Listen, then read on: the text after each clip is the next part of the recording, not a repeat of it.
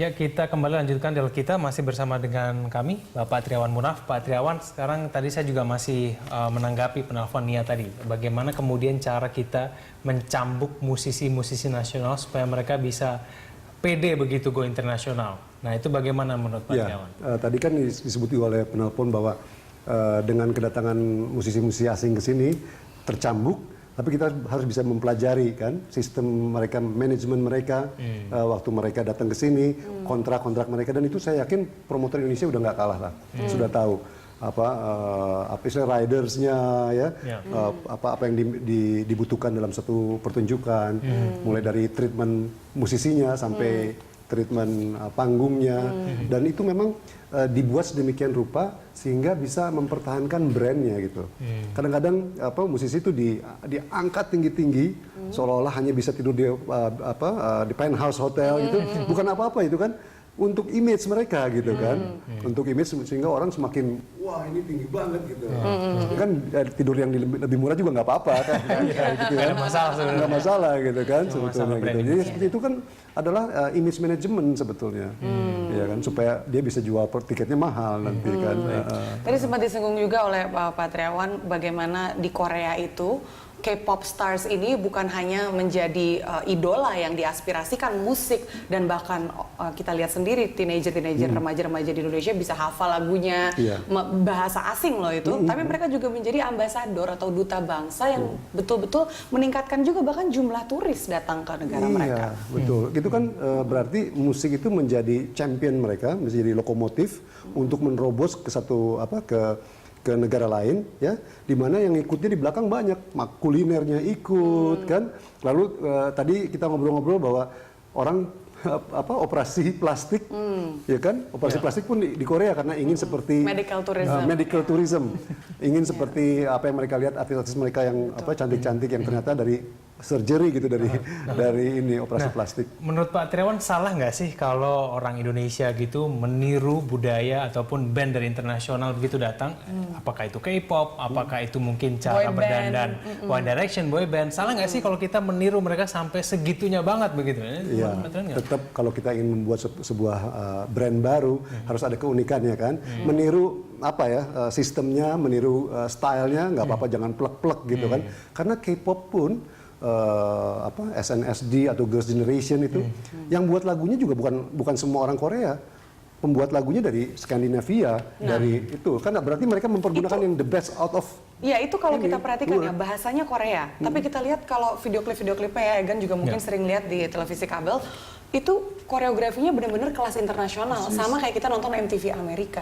Udah gitu aransemen produksi lagunya juga sangat kelas tinggi, standar seperti lagu-lagu pop dari Amerika Serikat seperti itu.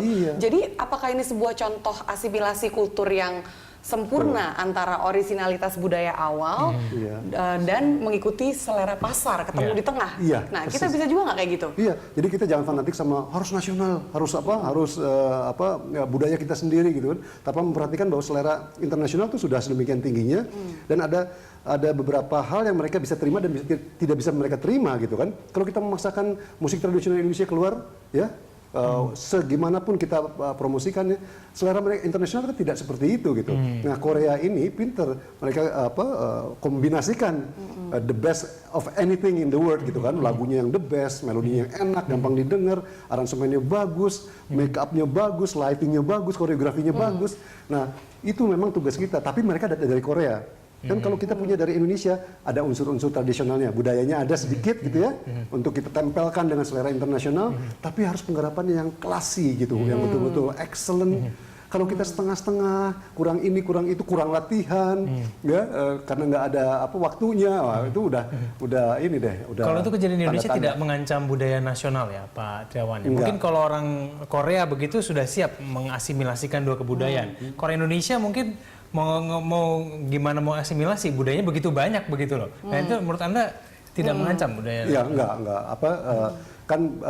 Memang Korea juga banyak budayanya, memang tidak sebanyak Indonesia gitu kan.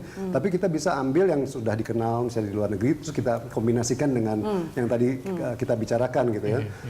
Tapi kan keindonesiaan itu dengan menyebut bahwa grup ini dari Indonesia, tapi membawa sesuatu yang secara internasional premium gitu, nggak akan menghilangkan keindonesiaan kita gitu. Ya. Kalau kita perhatikan memang Korea ini sudah lebih siap ya untuk kebanjiran budaya Barat. Karena kalau kita lihat dandanan artisnya juga dengan mata yang besar, rambut yang pirang, kulit yang putih, kaki yang panjang, seperti itu. Nah mungkin Indonesia ini kalau saya lihat ada generasi mudanya yang juga mengaspirasikan kebudayaan Western seperti itu. Tapi kalau kita bicara mayoritas statistik demografi Indonesia kan tetap folk songs. Iya. Nah ini bagaimana kita bisa reach out ke demografi ini yang sebetulnya pasar yang jauh lebih besar, yang mungkin nggak tahu Afgan atau Kahitna yang di desa-desa seperti itu. Gimana sih kita bisa menemukan satu flavor yang bisa untuk semuanya gitu? Iya. Tapi yang saya tadi sebutkan tetap harus premium, harus terencana, harus berkualitas gitu ya. Sehingga nanti kalau udah membesar kualitas ini, maksudnya grup-grup itu sudah lebih banyak fanbase-nya, bisa lebih reachable kan dengan TV juga semakin banyak. Artinya masalah touch points itu bisa diperluas ke siapa aja kan.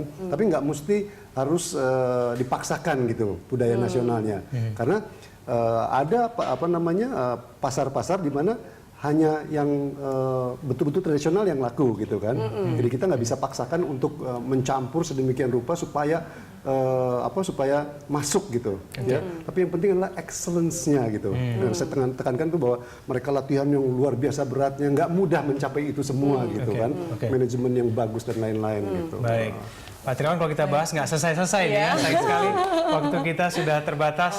Terima kasih Pak Triawan sudah berbagi informasi dengan kita. Mudah-mudahan yang dibicarakan di 3 segmen ini bisa direalisasikan ke depannya. Terima kasih sudah bersama kami siang hari ini. Pemirsa, kami tutup dialog Lunch Talk di sini. Namun jangan beranjak dulu karena usai jeda pariwara kami masih akan kembali dengan berita menarik lainnya.